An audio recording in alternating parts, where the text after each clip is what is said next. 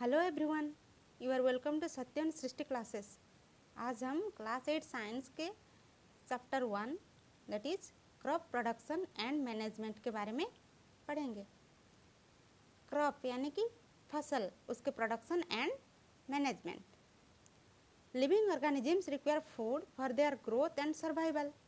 The green plants synthesize their food by the process of photosynthesis, while men and other animals directly or indirectly depend on plants for their requirements.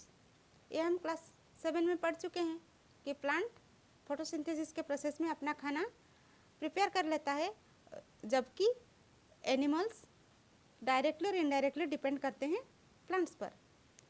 Since human population is increasing day by day, their food requirement is increasing with it. In order to provide food for a large population, regular production, proper management and distribution of food is necessary. से हमारे बढ़ते हुए population को देखते हुए क्या crop production को बढ़ाना है, उसका मैनेजमेंट एंड डिस्ट्रीब्यूशन करना बहुत ज़रूरी है। तो व्हाट इज़ क्रॉप यानी कि फसल। When plants of the same kind are grown and cultivated at one place on a large scale, it is called a crop. Example आप दे सकते हैं गेहूँ, चावल, ये क्रॉप में होगा। Next, types of crop. There is a rich variety of crops grown in different parts of the country according to the climatic conditions like temperature, humidity and rainfall.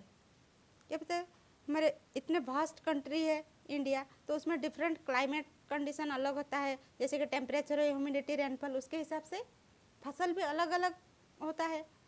Despite this diversity, two broad cropping patterns can be identified on the basis of particular season in which they grow. उसके हिसाब से दो type की categorise किया जाता है, एक है खरीफ क्रॉप, दूसरा है rabi crops. Your first one is kharif crops, also known as, these are also called as summer crops. The crops that are sown in rainy season are called kharif crops or summer crops. These are sown in July month and harvested at the end of monsoon, that is during September or October. जो crops जो कि rainy season में यानी जून जुलाई के महीने में sowing करते हैं, सीड डालते हैं और उसका हार्वेस्ट किया जाता है सितंबर या अक्टूबर के महीना में। उसका example rice, maize, soybean etcetera. Rabi crops, the crops that are grown in winter season are called rabi crops और winter crops. These are sown during October November and harvested in March और अप्रैल। ये अक्टूबर नवंबर के महीने में बोया जाता है उसके बीज एंड हार्वेस्ट किया जाता है मार्च अप्रैल के महीने में। उसके example wheat, gram, mustard etcetera. Rice crops are grown in rainy season because it requires a lot of water. It can not be grown in winter season. Similarly, wheat cannot be grown in rainy season because wheat plant cannot tolerate too much water. ऐसे कि हम चाहकर भी अगर हमको चाहेंगे कि rice को हमको करना है किसमें, रबी विंटर सीजन में, उसके लिए पानी की बहुत ज़रूरी होता है, तो इसलिए हम नहीं कर सकते हैं। और व्हीट जून जुलाई के महीने में नहीं हुआ क्योंकि वो इतना पानी टॉलरेट नहीं कर सकेगा व्हीट प्लांट, इसलिए उसके टेम्परेचर, ह्यूमिडिटी, रेनफॉल उसके हिसाब से उगाया जाता है फसलों को।